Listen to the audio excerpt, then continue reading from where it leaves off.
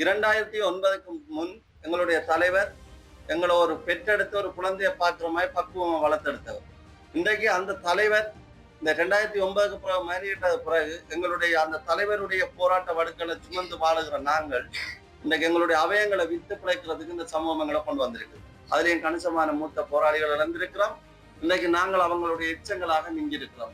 இப்படி இணைய வழிகளில் எங்களுடைய அவயங்கள், எங்களுடைய அங்க குறைவுகள், அழுத்த புண்ணுகளுடைய படங்களை எடுத்து புலம்பெயர் மக்கள்கிட்ட நிதி சேர்த்து ஒரு வியாபார நோக்கமாக இந்த லங்கா பிரெக் ஃபியூச்சர் இன்டர்நேஷனல் நிறுவனமும், அதே நேரம் பிரெக் ஃபியூச்சர் இன்டர்நேஷனல் நிறுவனமும் லங்கா பிரெக் ஃபியூச்சர் என்ற இந்த இரண்டு அமைப்புகளும் எங்களை இந்த அளவுக்கு நிதி மோசடியில கொண்டு விட்டு எங்களோட அமைப்பையும் இன்றைக்கு இரண்டு மூன்றாக சிதைவடைத்து சின்ன பின்னமாக்கிக்கிறாங்க. எங்களுக்கு நிதி எங்களோட இயலாமை, எங்களுடைய வடுக்க நாங்கள் போராலும் இயற்கையாலும் பாதிக்கப்பட்டிருக்கிற அந்த மக்களுக்கு இரவு பகல் வெயில் பனி என்ற கஷ்டப்பட்டு உழைச்சி அனுப்புற அந்த புலம்பெயர் மக்களை தவிர எங்களுக்கு சொல்றதுக்கு ஒரு இடமும் இல்லை. ஏனென்றால் அவங்க நாங்கள் வாழ வேணும்னா அவங்க பணத்தை அனுப்புகிறார்கள். இவ்வளவு பிரச்சனை இருக்கணும்னு வரைக்கும் தெரியாது. அப்ப இதுக்கு மேலேயும் பண்ணா நாங்கள் இன்னும் பயணிச்சோம்னா நிச்சயமாக அடுத்த ஊடக சந்திப்பு வரவிட நாங்கள் எத்தனை பேர் இருப்போம்னா எங்களுக்கு தெரியாது. எங்களுடைய இலங்கை சட்டத்திட்டங்கள் இருக்கின்ற அனைத்து ஊடகத்துறையினர்கிட்ட நான் அன்பாக வேண்டுவது, இந்த மோசடியை நிறுத்தி இந்த லங்கா பிரெக் ஃபியூச்சர் என்ற அமைப்பையும் பிரெக் ஃபியூச்சர் இன்டர்நேஷனல் என்ற இந்த நிறுவனத்தையும் யூகேல இறங்குகின்ற நிறுவனம் சேர்க்கப்பட்ட சொத்துக்கள் அனைத்தையும் எங்களுடைய 250 இயலாமை அல்லது எங்களுடைய இயலாமையை காட்டியும், எங்களுடைய அழுத்த புண்ணுகளை காட்டியும், எங்களுடைய யுத்த வடுக்கல்ல இருக்கின்ற காயங்களை காட்டியும் பெறப்பட்ட நிதி மீண்டும் எங்களுடைய உயிரிழைக்கு பெற்றுத்தர வேண்டும் என்றதோடு இப்படியான இந்த மோசடி செய்யப்படுகின்ற அமைப்புகள் எங்களுடன் இருந்து எங்களுடைய தரவுகளை பெற்று எங்களுடைய நிதிகளை திரும்ப பெற்றுக்கொண்டு அவங்க மீண்டும் ஒரு அதை உதவி திட்டம் என்ற பெருமையில கொடுக்கறதுக்கு அப்பாற்பட்டு உடனடியாக அவர்களுடைய தனிப்பட்ட சொத்துக்கள் யாவும் எங்களுக்கு திருப்பி தரப்பட வேண்டும். இது எங்களுடைய உயிரிழைக்காக பெறப்பட்ட சொத்து.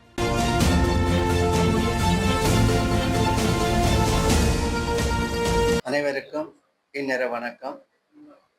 நான் சாவன் அக்குவதாசன், உயிரிழை முள்ளந்தண்டு பாதிக்கப்பட்ட அமைப்பினுடைய ஒரு அங்கத்துவர். 4 வருடமாக நிர்வாக உறுப்பினராகவும் செய்யப்பட்ட ஒருவர். நாங்கள் மட்டக்களப்பு அம்பாறை இரு பிரதேசங்களை சேர்ந்த எங்களுடைய முள்ளந்தண்டு பாதிக்கப்பட்டு உயிரிழையில் பிரயத்துவம் செய்கின்ற அங்கத்தவர்களாக நாங்கள் இந்த இடத்தில் 9 பேர் கூடியிருக்கின்றோம்.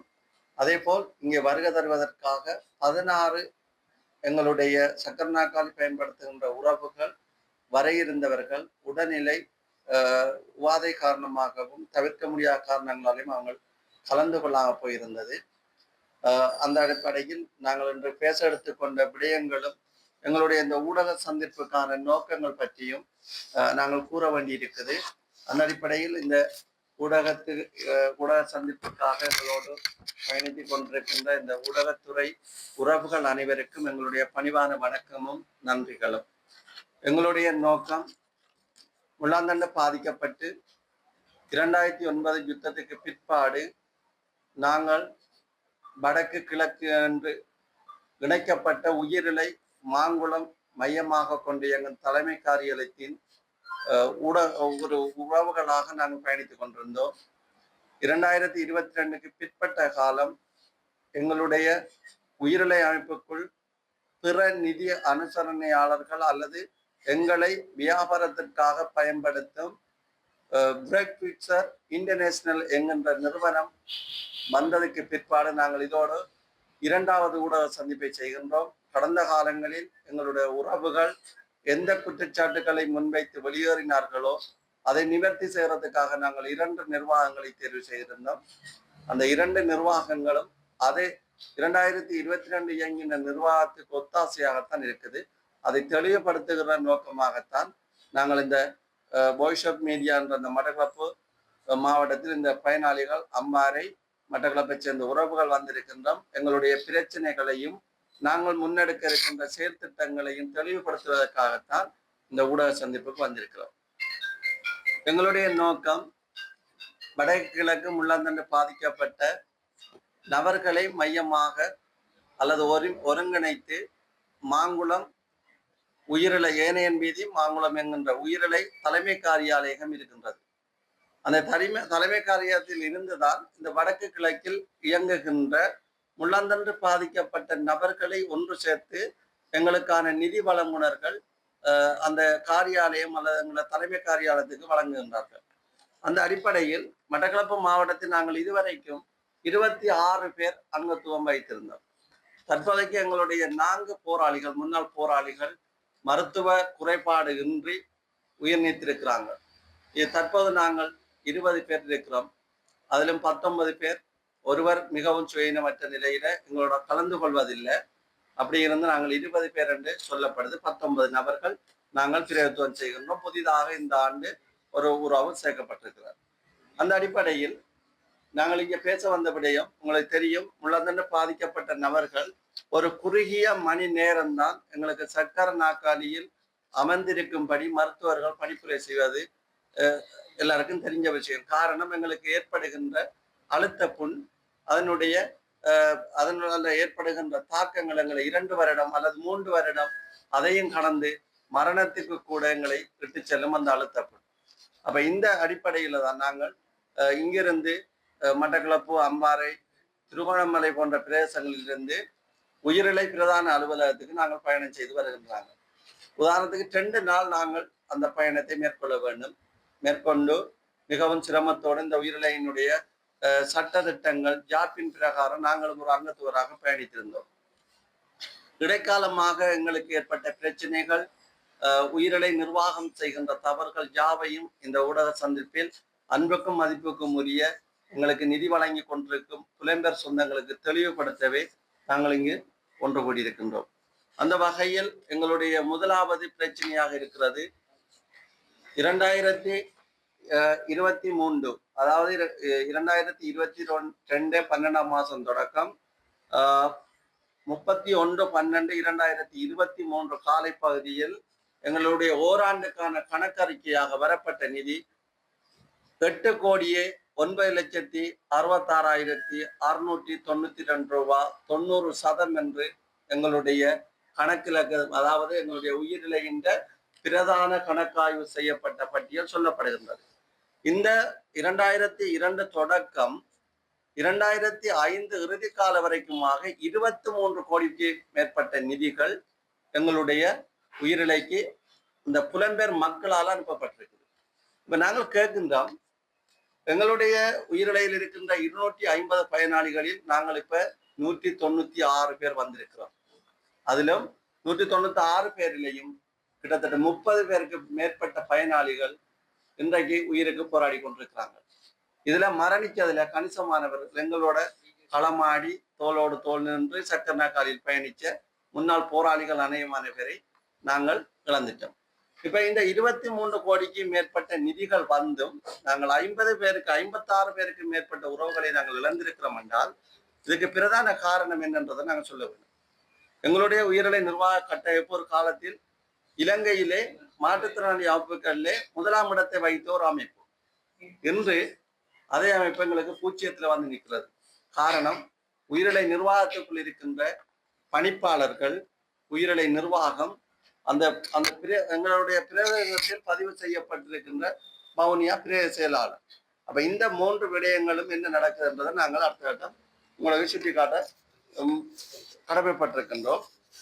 இந்த அடிப்படையில் நாங்கள் முதலாவதாக எங்களுடைய 2022 வரைக்கும் தொடக்கம் 2025 இறுதி காலம் இந்த 2026 முதலாம் கால பகுதிகள் வரைக்கும் எங்களுக்கு இருக்கின்ற ஒரே பிரச்சனை, பிரெக் ஃபியூச்சர் இன்டர்நேஷனல் யூகே என்ற அமைப்பும், அதற்கு பிற்பாடு 2023க்கு பிறகு பிரெக் ஃபியூச்சர் லங்கா என்ற அதனுடைய கிளையும் தான் எங்களுடைய உயிரிழை இன்றைக்கு சிதைத்து வைத்திருக்கிறதுக்கான காரணம்.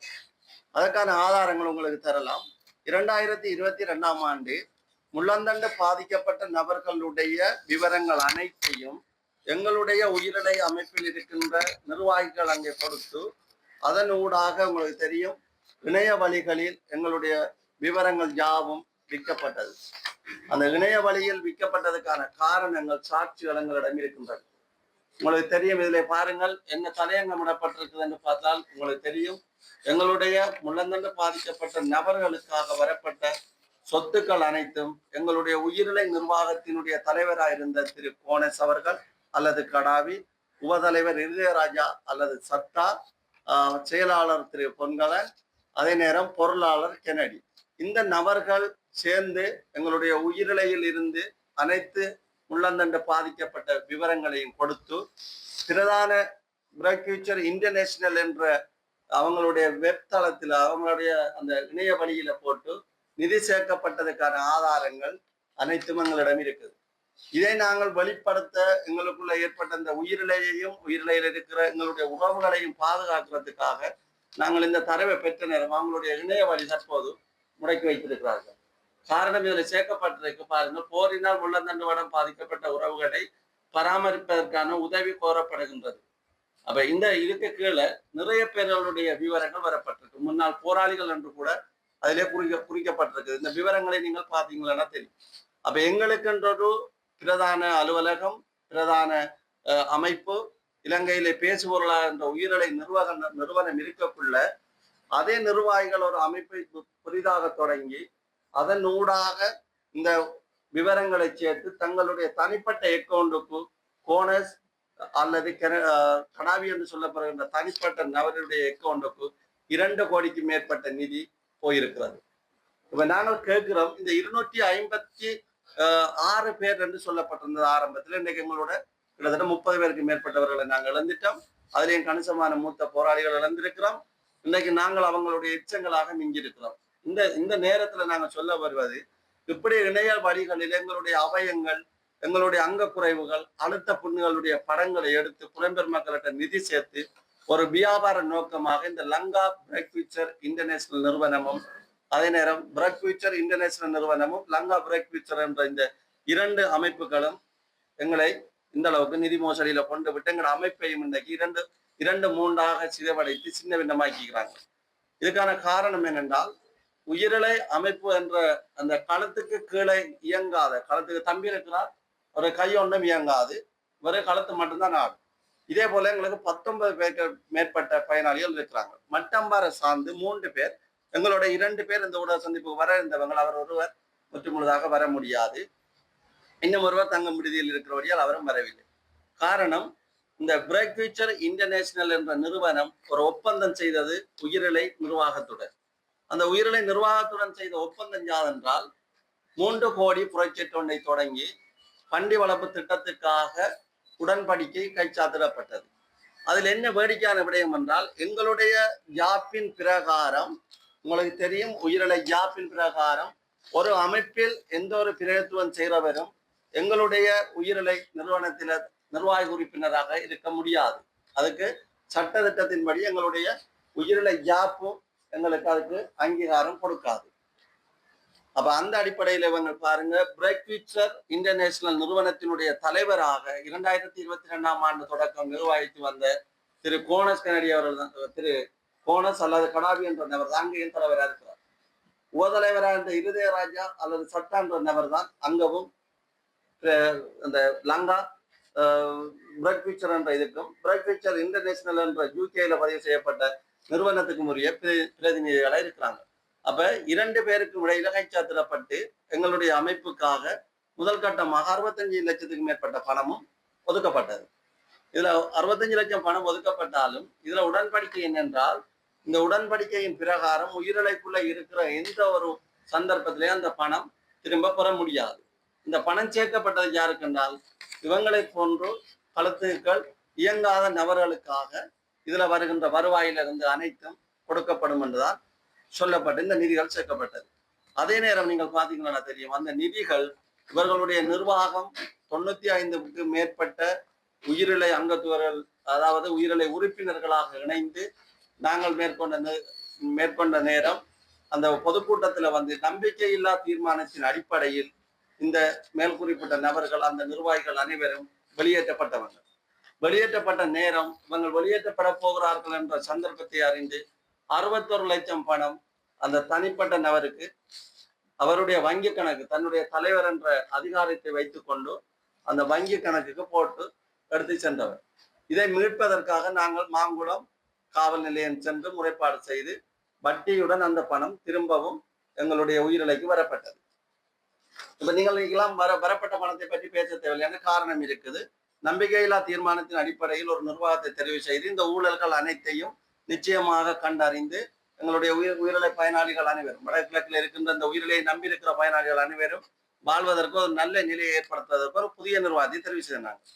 அந்த புதிய நிர்வாகம் வந்து என்ன செய்தன்னு சொன்னால் அவர்களுடைய அந்த பிரெக் ஃபியூச்சர் இன்டர்நேஷனல் என்ற நிறுவனம் இருக்கு, அவங்களுக்கு சாதகமாக நாங்கள் செயற்பட்டால் உடனடியாக வாழ்வாதாரம் என்றது ஒரு லஞ்ச கொடுப்பாக 5 லட்சம் 10 லட்சம் 7 லட்சம் உண்டு இந்த நபர்களுக்காக பணம் வழங்கப்படுது. அப்ப இங்க பணத்தை வழங்கி திரும்பவும் நாங்கள் இந்த ஊழலை ஒழிக்க தேர்வு செய்த நிர்வாகம் வந்து அதே காசு அவங்களுக்கு திரும்ப அனுப்பியிருக்கு. இப்ப பாதிக்கப்பட்டது எங்களுடைய உயிரிழை அமைப்பின் அங்கத்தவர்கள், பணம் சேர்க்கப்பட்டது எங்களுடைய இயலாமை, எங்களுடைய அங்கத்தவர்கள், எங்களுடைய போராளிகள். ஆனால் அதே நேரம் ஒட்டுமொத்த மக்களும். ஆனால் பணம் போகின்றது புதிதான ஒரு நிறுவனத்துக்கு.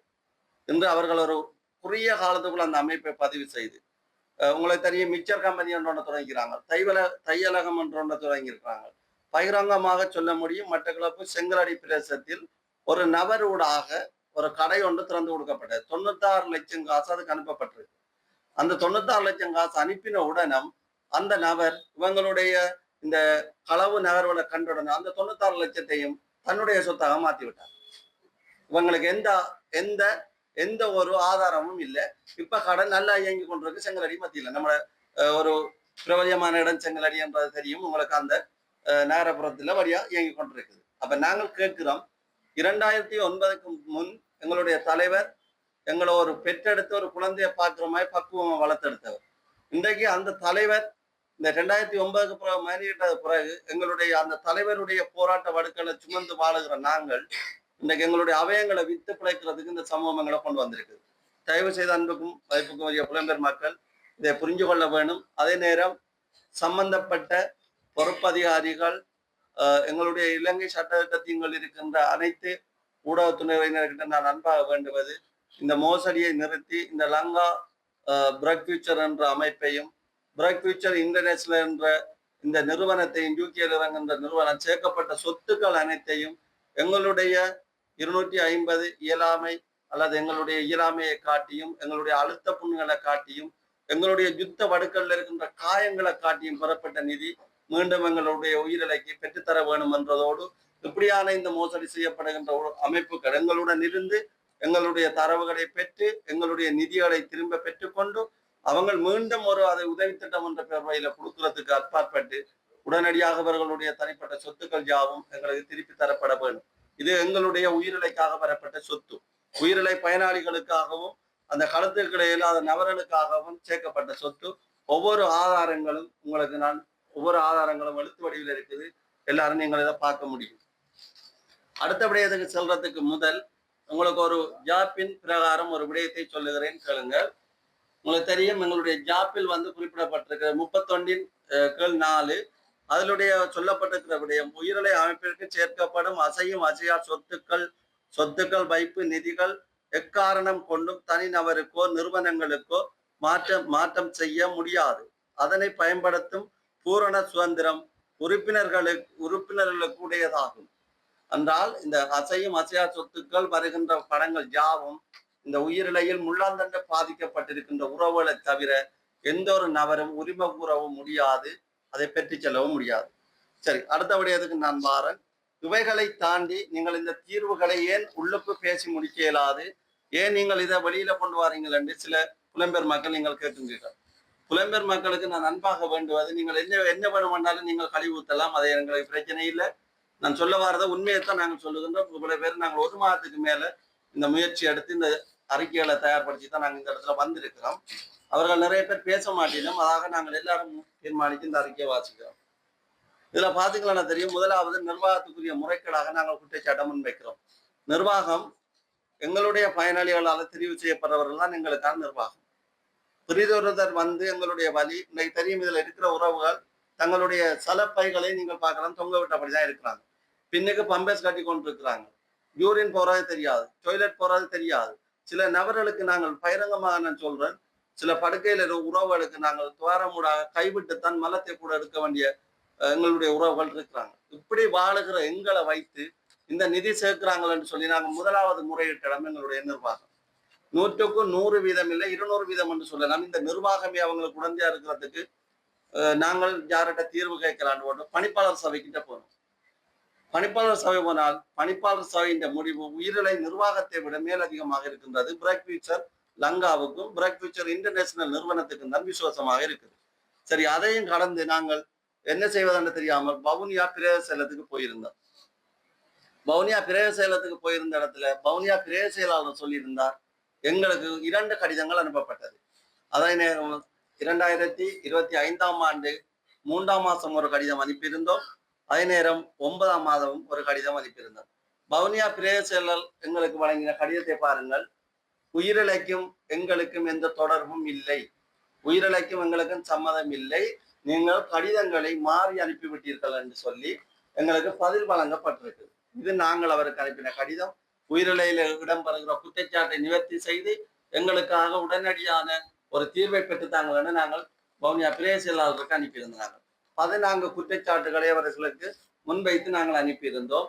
அதுல சொல்லப்பட்ட விடயம் எங்களுக்கும் உயிரிழைக்கும் தொடர்பில்லை, கிழக்குல நடக்கிற பிரச்சனையும் வடக்குல நடக்கிற உயிரிழைக்கும் எந்த தொடர்பும் இல்லை என்று சொல்லி பிரேத செயலாளர் தெளிவாக சொல்லியிருக்கிறார். இதே இடத்துல நான் பிரேத செயலாளர் செய்கின்ற மிக மோசடியான ஒரு குற்றச்சாட்டை முன்வைக்கிறேன், பகிரங்கமாக நாங்கள் முன்வைக்கிறோம். காரணம், இதே பிரேத செயலாளர் 8ஆம் மாதம் 10ஆம் தேதிக்குள்ள வங்கி நடவடிக்கைக்காக கையொப்பமிட்டு கொடுத்திருக்கிறார். எங்களுடைய ஜாப்பின் பிரகாரம் ஒரு பொருளாளருடைய கையில் 10,000 ரூபாய் தான் வைத்திருக்க முடியும். மாகாண சபை சட்டத்திட்டங்களின் கீழ் எங்களுடைய பிரேத செயலகத்தில் பதிவு செய்யப்பட்ட ஒரு சமூக சேவை தொண்டு நிறுவனம், சமூக சேவை திணைக்களத்திற்குள்ள பதிவு செய்யப்பட்ட நிறுவனம் காசு பெறுவதாயின் இருந்தால் சமூக சேவை உத்தியோகத்தர் அல்லது மாவட்ட உதவி பிரேத செயலாளர் அல்லது பிரேத செயலாளர் கையொப்பத்துடன் தான் வங்கியிலிருந்து பணங்களை பெறுவதற்கு ஜாப்பிலையும் குறிக்கப்பட்டிருக்கு. அப்படி இருக்கத்தக்க இந்த 61 லட்சம் பணம் எப்படி அனுப்பப்பட்டது? 61 லட்சத்துக்கு மேற்பட்ட பணங்களை சுயமாக இந்த நிர்வாகம் எடுக்கிறதுக்கு யார் அனுமதிச்சது என்ற கேள்வியை நாங்கள் எங்களுடைய ஜாப்பின் பிரகாரம் நாங்கள் கேட்க விரும்புகிறோம். 2வது விடயம், இந்த பிரேத செயலகங்கள் தெளிவாக நாங்கள் சொல்லுவோம். ஸ்ரீனிவாசன் ஐயாண்ட ஒரு ஐயா இருந்தவர், மாவட்ட சமூக உத்தியோகத்தரா. அவர் இருக்கின்ற போது அனைத்தும் எங்களுக்கு தெளிவாக இருந்தது. அதுக்கு பிறகு யார் வந்தன்றது எங்களுக்கு தெரியாது. ஆனால் வங்கி நடவடிக்கைகளுக்கும் நிர்வாகங்கள் மாற்றம் செய்கின்ற போதும் இந்த பிரேத செயலகம் தெளிவாக கையொப்பமிட்டு கொடுக்குது வங்கி காசு எடுக்கிறதுக்கு. அதே நேரம் இன்னும் ஒரு விடயத்தை நான் சொல்லுவேன், இதுக்கு தீர்வு இல்லை என்று போட்டு நாங்கள் கௌரவ ஆளுநர், வடமாகாண கௌரவ ஆளுநர் ஐயாவுக்கு ஒரு கடிதம் அனுப்பியிருந்தோம். ஐயா, எங்களுடைய உயிரிழை 2ஆக போயிட்டது, எங்களுடைய பயனாளிகள் மரணித்து கொண்டிருக்கிறாங்க. கடந்த ஒரு குறிப்பிட்ட காலத்துக்குள்ளே நாங்கள் 20க்கும் மேற்பட்ட 2022க்கு பிறகு 20க்கும் மேற்பட்ட உறவுகளை நாங்கள் மரணிச்சிருக்கிறோம், எங்களுக்கு தீர்வு தாங்கன்னு சொல்லி கௌரவ ஆளுநர் அவர்களுக்கு நாங்கள் அவருக்கு 15 குற்றச்சாட்டுகள், அதாவது உயிரிழையில் நடக்கின்ற தவறுகளை சுட்டி காட்டி இந்த 15 குற்றச்சாட்டுகளுக்கு தீர்வை பெற்று தந்த எங்களுடைய உயிரிழை பயனாளிகளை வாழ வையுங்கள், எங்களுடைய உயிரிழையையும் எங்களுடைய நட்பேரும் இந்த உயிரிழையில் தங்கி இருக்கிறதை பாதுகாருங்கள் என்று அவருக்கு அனுப்பின கடிதம் இது. எந்த பதிலும் இல்லை, போன்கள் எடுத்து எல்லாம் நேரடியாக அவருடைய வாட்ஸ்அப் இலக்கத்துக்கு கூட நாங்கள் தரவுகளை பயந்து அவரோட பேசியிருந்தோம். அதுக்கும் தீர்வில்லை. முதலாவது பணிப்பாளர் சபைக்கு போன தீர்வில்லை, உயிரிழை நிர்வாகத்திட்ட பேசின தீர்வில்லை, பிரேத செயலாளர்கிட்ட போன தீர்வில்லை, வவுனியா மாவட்ட எஸ்ஓசோ, முல்லைத்தீவு மாவட்ட எஸ்ஓசோ கிட்ட, அதாவது சமூக உத்தியோகர்கிட்ட பேசின தீர்வில்லை, ஆளுநர்கிட்ட பேசியும் தீர்வில்லை. இங்கே வருகின்ற இந்த பணம் யாவும் புலம்பெயர் மக்களால வெயில், பனி, இரவு, பகல் என்று கஷ்டப்பட்டு உழைச்சி எங்களுக்காக அந்த உறவுகள் அனுப்புற பணம் இப்படி இடைத்தரகர்களாக சூறையாடப்படுவதை நாங்கள் விரும்பவில்லை. இதுதான் எங்களுடைய நோக்கம். 2வது விடயம், நாங்கள் கடினமாக ஒரு 3 நாட்கள் எங்களுடைய பயணத்தை மேற்கொண்டுதான் உயிரிழை அமைப்புக்கு போய் நாங்கள் வருகின்றோம். அப்படி வர்ற நேரமாக எங்களுக்கு குற்றச்சாட்டுகள் முன்வைக்கப்படுகின்றது. நாங்கள் குழப்புறோம் என்று நிச்சயமா இல்லை. எங்களை ஜாப்பின் பிரகாரம் ஒருவர் தவறு செய்கின்ற போதும் அல்லது உயிரிழைக்கு ஒரு பங்கம் விளைவிக்கின்ற போதும் அந்த உயிரிழையினுடைய நிர்வாக உறுப்பினரும் சரி, அந்த அங்கத்துவரும் அந்த உயிரிழை தாங்கி பிடிக்க வேண்டிய பொறுப்பு உங்களுக்கு இருக்குது என்று ஜாப்பிலே குறிப்பிடப்பட்டிருக்கு. அதன் நிமித்தமாக எங்களுடைய உயிரிழையை மீட்டெடுக்க வேண்டும். நாங்கள் இப்போது கடினமாக மட்டம் வரையில் இருந்து வந்திருக்கிற பயனாளிகள் என்ற சார்பிலையும் இவர்கள் சார்பாக நாங்கள் பேசி எடுத்த முடிவு, தற்காலிகமாக இந்த உயிரிழையுடைய பிரச்சனை தொடர்பாக எங்களுக்கு நிதி கிடைக்கதில்லை, மருத்துவ உதவிக்கு போராடி கொண்டிருக்கிறோம். ஒருவருக்கு 30,000க்கு மேற்பட்ட மருத்துவ உதவி தேவைப்படுது, சிலருக்கு 20,000 ரூபாய் தேவைப்படுகிறது, சிலருக்கு அதையும் விட அதிகமாகவும் தேவைப்படுகின்றது. சகோதரர் ஜெகநாதன் இருக்கிறார், 3 பெண் பிள்ளைகள், OLAL தரம் 10 திறமாக படித்து கொண்டிருக்கிற பிள்ளைகள், குடும்ப தலைவர் படுக்கையில் இருக்கிறார். அந்த குடும்பத்துக்கு எவ்வளவு தேவைப்படும் என்பதை நீங்க யோசிச்சு பாருங்கள். மற்ற விடயம், கோம் என்ற பேரில பராமரிப்பு நிலையமாக வைத்திருக்கின்ற இடத்தில் எங்களுடைய மாங்குளத்தில் 10 நபர்கள் இருப்பதாக சொல்லப்படுது. இன்று வரைக்கும் அங்கே மருத்துவ சிகிச்சை பெறுபவர்கள் வெறுமனே 6 பேர் இருக்கிறாங்க. அதுக்கு மாதம் ஒன்றுக்கு கிட்டத்தட்ட 20 லட்சம் ரூபாய் கிட்ட அப்படி பணங்கள் வருவதை நாங்கள் உணர்த்தோம். காரணம், கடந்த காலங்களில் நாங்கள் அதை அவதானிச்சிருந்தோம். விசோட உணவு என்ற திட்டத்தின் கீழும் ஒரு அண்ணாவால மாதம் ஒன்றுக்கு 11 லட்சத்துக்கும் மேற்பட்ட நிதிகள் தனிப்பட்ட ரீதியில் அனுப்பப்படுகின்றது. மருத்துவ பொருட்களுக்காக 4 லட்சத்துக்கும் மேற்பட்ட நிதிகள் அனுப்பப்படுது. இதுக்கு மேலதிகமாக உறவுகள் அது நன்கொடையாக கிடைக்கப்படுகின்றது. இவைகள் அனைத்தும் உயிரிழையில தேவையற்ற செலவினங்களுக்காக பயன்படுத்தப்படுது. இதைவிட முக்கியமான விடயம், 4 கோடிக்கு மேல முதலீடு செய்கிறோம் என்ற பெயரில் பண்ணை ஒன்றை தொடங்கி அதுக்குள்ள வீண் விரயம் செய்யப்பட்டிருக்கு. இதை பற்றி நீங்களே இப்ப பேசுறீங்களான்னு கேட்கலாம். மீண்டும் 2026ஆம் ஆண்டு அதை மீளவும் செயற்படுத்த போகிறோம் என்ற பெயர் ஒரு பேச்சில் அதுக்கான நிதிகள் திரட்டப்படுது. இதையும் நாங்கள் வெளிப்படையாக சொல்லுகின்றோம். இதுக்கு பிரயோசனம் அல்ல. எங்களுக்கு தேவை ஒரு முழுமையான நிர்வாகம் மாற்றப்பட வேணும். எங்களுடைய போராளிகள் சக மக்கள் இணைந்து பயணிக்கின்ற இந்த உயிரிழை என்ற நட்பேர் பாதுகாக்கப்பட வேணும். அதே நேரம் நாங்கள் இந்த உயிரிழை முதுகெலும்பு உடைஞ்ச எங்களுக்கு உயிரிழை முதுகெலும்பாக இருந்தது. இன்றைக்கு அந்த முதுகெலும்பை உடைச்சி சின்ன பின்னமாகி கொண்டிருக்கிறது உயிரிழை நிர்வாகம். நாங்கள் திரும்பவும் கேட்கிற அன்புக்குரிய மக்களை, நாங்கள் இதை வெளிப்படையாக சொல்லி அல்லது வெளி கட்டமைப்புகள் இருக்குன்றது எங்களுக்கு தெரியும். நிதிகள் சேர்த்து கொடுக்குற நீங்கள் என்றது தெரியும். நீங்கள் யாவரும் இணைந்து எங்களுக்கான ஒரு தீர்வு தர வேணும். அந்த தீர்வு தரும் வரைக்கும் எங்களுடைய பயனாளிகளை பாதுகாக்க வேணும். எங்களுடைய காயங்கள் மாற வேணும். அவங்களுக்கு ஊட்டச்சத்துக்கள் வழங்க வேண்டியிருக்குது. பொருளாதார கட்டமைப்புகள் இல்லை, மலசலகூட வசதிகள் இல்லை, திறமையான வீச்சியார்கள் அவங்களுக்கு பாவிக்கிறதுக்குரிய தகுதியான வீச்சியார் சக்கர நாற்காலிகள் இல்லை. அப்ப இவைகளையே நாங்கள் பெற்றுக் கொடுப்பதற்காக தற்காலிகமாக எங்களுக்கு ஒரு நிர்வாக கட்டமைப்பை நாங்கள் மட்டக்களப்பு மாவட்டத்தில் உருவாக்குறதுக்கான தீர்மானங்கள் நாங்கள் எடுத்திருக்கின்றோம். மட்டக்களப்பு மாவட்டத்தில் இருக்கிற பயனாளிகளை தற்போதைக்கு நாங்கள் மீட்டெடுப்பதற்கான காரணம், உயிரிழையில் இடம்பெறுகின்ற இந்த நிதி முறைகேடுகள், நிர்வாக பிரச்சனைகள், சர்வ அதிகாரங்களை கொண்டு நடத்துகின்ற காரணத்தால எங்களுடைய பயனாளிகளுக்கு போதிய நிதி கிடைப்பதில்லை. எனக்கும் கடந்த காலங்களில் உதவிகள் செய்யப்பட்டிருந்தது. நான் இன்றைக்கு வாழக்கூடிய நிலையில் இருக்கிறேன். நான் மற்றவர்களும் வாழ வேணும் என்றதுக்காகத்தான் இந்த இடத்துல வந்து நிற்கின்றோம். சாப்பிடுவதற்கு ஏதோ ஒரு வழியை நாங்கள் தேடி இயன்றதை பெற்றுக்கொள்ளலாம். மருத்துவம் என்ற இளைஞர்களால பெற்றுக்கொண்டு அந்த நிவர்த்தியை பூர்த்தி செய்ய முடியாது. ஏனென்றால் அந்த அளவுக்கு எங்களுடைய உடல் ஆரோக்கியமும் இல்லை. மருத்துவம் என்றது நாங்கள் சாகும் வரைக்கும் மருத்துவத்தோட வாழ வேண்டியவர்கள் நாங்கள். இதைத்தான் நான் இந்த இடத்துல சுட்டி காட்டுகின்றேன். நாங்கள் 2 அல்லது 3 சந்திப்பாக இந்த ஊடக சந்திப்பு இருக்கும். நாங்கள் தற்போதைக்கு ஒரு எங்களுடைய இந்த பயனாளிகளை கொண்டு கரை சேர்ப்பதற்காக ஒரு எங்களுக்கு ஒரு கட்டிடம் இருக்கின்றது. செங்கலடி பிரதேச செயலகம் மாவடியம்பி கிராமத்தில். அந்த கட்டிடத்தில் எங்களுடைய நிர்வாக கூட்டம் ஒன்று இடம்பெற்று அதனூடாக இந்த பயனாளிகளுக்கான தேவைகளை பெற்றுக் கொடுக்கிறதுக்கு நாங்கள் முன் வந்திருக்கின்றோம். அந்த 17 உறவுகளும் எங்களோட இன்றைக்கு வரையில்லாத சந்தர்ப்பத்தில் நாங்கள் இந்த இடத்துல அந்த முடிவை நாங்கள் அறிவிக்காம போயிருந்தது. மற்றொரு ஊடக சந்திப்பில் நிச்சயமாக நாங்கள் அதை சொல்லுவோம். காரணம், இந்த உயிரிழையை மீட்டு அனைத்து உறவுகளும் இப்ப நான் நினைக்கின்ற 196 பயனாளிகள் இருக்கின்றோம். அனைவரும் முன்பிருந்ததை போல உயிரிழை கூட்டத்தில் பிரேய செயலாளர் அல்லது சமூக உத்தியோகத்தரின் தலைமையில் ஒன்று கூடி எங்களுக்கான புதிய நிர்வாகத்தை செய்து இந்த சீர்திருத்தங்கள் அனைத்து இடம்பெறும் வரைக்கும் எங்களுக்கான உதவிகளை அங்கிருந்து நாங்கள் பெற்றுக்கொள்ள முடியாது. அது கிடைக்கவும் மாட்டுது. ஆகவே நாங்கள் இந்த பயனாளிகளை பாதுகாக்கிறதுக்காக இப்படி ஒரு வேலையை செய்திருக்கணும். நிச்சயமாக நாங்கள் இந்த உயிரிழை கட்டமைப்பு தெளிவுபடும் வரைக்கும், தெளிவுபட்ட எங்களை இணைத்து பயணிக்க உயிரிழை விரும்புமாக இருந்தால் அவங்களோட பயணிக்கிறதுக்கு வெளியேறி இருக்கின்ற முன்பு வெளியேறு ஊடக சந்திப்பு செய்த உறவுகளும் நாங்களும் நிச்சயம் துணை நிற்போம் என்றதில் மாற்று கருத்தில்லை.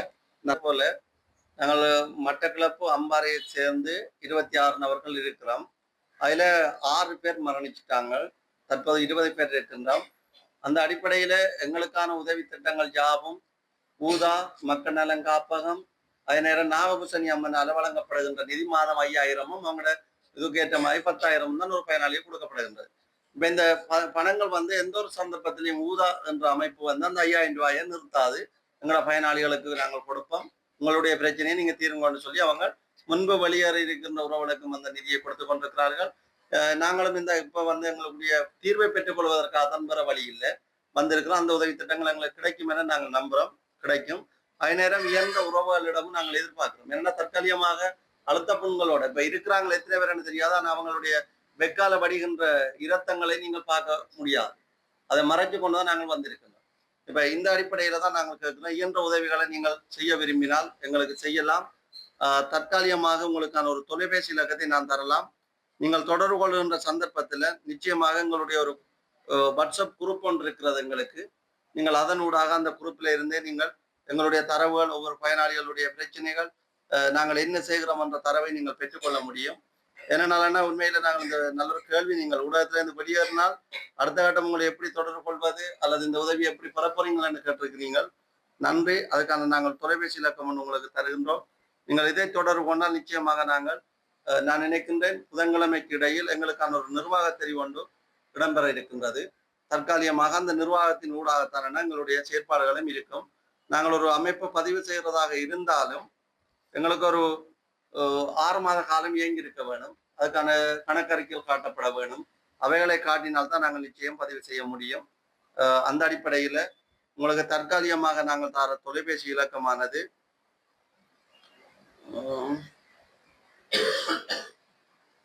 07061215888 07061215888 என்கின்ற இந்த தொலைபேசி இலக்கம் ஊடாக நீங்கள் எங்களை தொடர்பு கொள்ள முடியும். இது ஒரு தனித்துவமாக இப்ப இயங்குறதுக்கான ஒரு பொது இலக்கமாக இருக்குது. என்னுடைய இலக்கத்தை நான் தரவில்லை. இந்த இலக்கத்தில் முள்ளந்தாண்டு பாதிக்கப்பட்டு இப்ப வந்திருக்கின்ற உறவுகள், ஏனைய 17 உறவுகளும் அந்த தளத்தில் இணைக்கப்படுவார்கள். எங்களுக்கு உதவி செய்கின்ற உறவுகள், இந்த உயிரிழை பிரச்சனை தீர்ந்து நாங்கள் அதிலிருந்து திரும்பவும் உயிரிழையோட இணையும் வரைக்கும் எங்களுக்கான உதவி திட்டங்களை இந்த தளம், இந்த நம்பர் ஊடாக தொடர்பு கொண்டு எங்களுடைய நிர்வாகத்தோட பேசி நீங்கள் அதை செய்ய முடியும் என்பதையும் உங்களுக்கு நான் இந்த இடத்துல அறிய தந்திருக்கிறேன். மேலதிகமாக நீங்கள் என்னோட பேச விரும்புவா இருந்தால் 075154154 என்கின்ற என்னுடைய வாட்ஸ்அப் இலக்கம் ஊடாகையும் நீங்கள் என்னோட தொடர்பு கொள்ள முடியும். ஆனால் நாங்கள் எந்த ஒரு உதவி திட்டத்தையோ அல்லது எந்த ஒரு சலுகையை நாங்கள் பெறுவதாக இருந்தால் எங்களுக்கான நிர்வாகம் ஒரு 3 நாளைக்குள்ள நாங்கள் தெரிவு செய்வோம். அவங்களோட குரூப்லேயே நீங்கள் உங்களுடைய வாட்ஸ்அப் குரூப்பில் இணைந்து பேசி அதுக்கான உதவி திட்டங்களை நீங்கள் செய்யலாம். எங்களுக்கு ஒரு பராமரிப்பு நிலையம் இருக்குது. அங்கேயும் 2 பேர் அங்கே தங்கி கொண்டிருக்கிறார்கள். அவர்களுக்கான உதவிகளை நாங்கள் பெற வேண்டிய தேவையும் இருக்குது. காரணம், இந்த உயிரிழையாலை நம்பி அதிகம் பாதிக்கப்பட்டு போய் இன்றைக்கு என்னை போன்ற கணிசமான பயனாளிகள் மரணத்தின் விளிம்பில் இருக்கிறார்கள். இந்த கேள்விகளையும் எனக்கு தெரிஞ்ச நிதி வழங்குனர்களிடமிருந்து அவர்களுக்கு இப்படி பிரச்சனை இருக்குது, இதை நேரடியாக உறவுகளுக்கு செய்தால் அது நேரடியாக கிடைக்கும் என்று சொன்னதற்காக உயிரிழை நிர்வாகம் 1 வருடமாக எனக்கு எந்த ஒரு மருத்துவ உதவியும் செய்யவில்லை. 1 வருடமாக எனக்கு மருத்துவ உதவிகள் யாவும் மறுக்கப்பட்டிருந்தது. உயிரிழையிலிருந்து இன்னொரு பயனாளியாக நீக்கிறதுக்கான கடிதங்கள் கூட அகற்றப்பட்டது. அதுக்கான கடிதம் இங்கே இருக்கின்றது. அதுக்கான காரணம் என்னென்றால் உண்மையை வெளியில் சொன்னது என்ற ஒரு காரணம். இதுக்கான காரணம், நான் உண்மையை சொன்னதுக்கான காரணம், என்னோடு இருந்த போராளி 2 பேர் மருத்துவ உதவிகள் அற்ற நிலையில மரணிச்சவங்க. அந்த நேரம் நான் நினைக்கிறேன் 96 லட்சத்துக்கு மேற்பட்ட நிதி எங்களுடைய வங்கியில இருந்தது. அதுல 2 லட்சம் 3 லட்சத்தை கொடுத்து அவர் தனியார் வைத்தியசாலையில சிகிச்சைக்கு அனுமதித்திருந்தால் அவர் இன்றைக்கு எங்களோட உயிரோட இருந்திருப்பார். அந்த 2 உறவுகளும் மரணிச்சத்துக்கு பிற்பாடு மட்டக்களப்பு மாவட்டத்துல மாத்திரம் 2 முன்னாள் போராளிகள் துடிதுடிச்சு மரணிச்சவங்க. அப்ப அந்த நேரம் எங்களுக்கு என்ன செய்யறோன்றது தெரியல. திரும்பவும் உயிரிழையத்தான் நம்பி இருந்தோம். மீண்டும் உயிரிழ பராமரிப்பு இல்லத்தில் இருந்த சிவகுமார் என்கின்ற ஒரு சகோதரர், அவரும் நானும் ஒன்றாக காயப்பட்டு கப்பலில் அனுப்பப்பட்டவர்கள். அதே நபரும் தங்களுடைய பராமரிப்புகளை இருந்த உதவிகள் அற்ற நிலையில அவரும் துடிதுடிச்சு மரணிச்சவர். அந்த மரணம் இப்ப எங்களுக்கு ஒரு 6 மாதத்துக்கு மேல் அல்லது ஒரு குறுகிய காலத்துக்குள்ள அந்த வழியிலிருந்து மீள முடியல. அப்ப இந்த 2 ஆண்டுகளுக்குள்ள நாங்கள் கணிசமான போராளிகளையும் உயிரிழ சக உறவுகளையும் நாங்கள் இழந்து கொண்டு வரோம். இதுதான் எங்களுடைய உண்மை. என்ன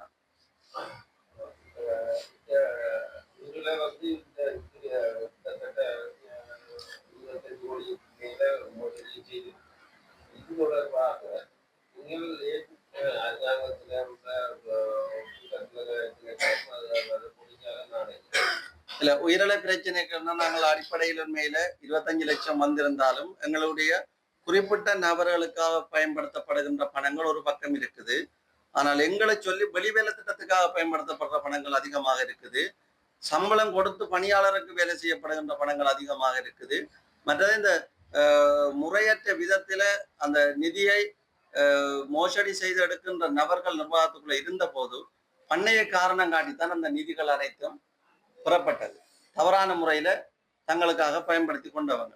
இப்ப நீங்கள் சொல்றதை போல குற்ற விசாரணை பிரிவோ அல்லது நிதி முறைகேட்டு மோசடி பிரிவிலே நாங்கள் முறைப்பாடு செய்வது எங்களுக்கு இலகுவான விடயம். உங்களுக்கு தெரியும், முதலாவது நாங்கள் நிர்வாகத்திட்ட பேசியிருக்கிறோம், இரண்டாவது பணிப்பாளர் சபைகிட்ட பேசியிருக்கிறோம், மூன்றாவது பிரேசலங்கள்கிட்ட பேசியிருக்கிறோம், நான்காவது ஆளுநர் வரைக்கும் கொண்டு போயிருக்கிறோம், ஐந்தாவது இதுக்கு மேல நாங்கள் வாழணும் என்றால் எங்களுக்கு இந்த வழியை தவிர வேற வழி இல்லை.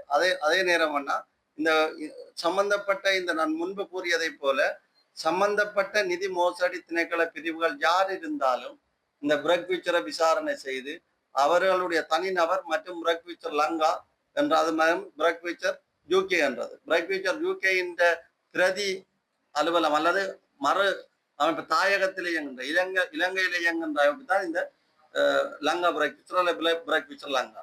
அப்ப இந்த அமைப்பு என்ன நிச்சயம் கண்டிப்பாக இவங்கள் ஆய்வு செய்து எங்களுக்கு அனைத்தும் அசையும் அசையா சொத்துக்கள் யாவும் எங்களுக்கு தர வேணும்.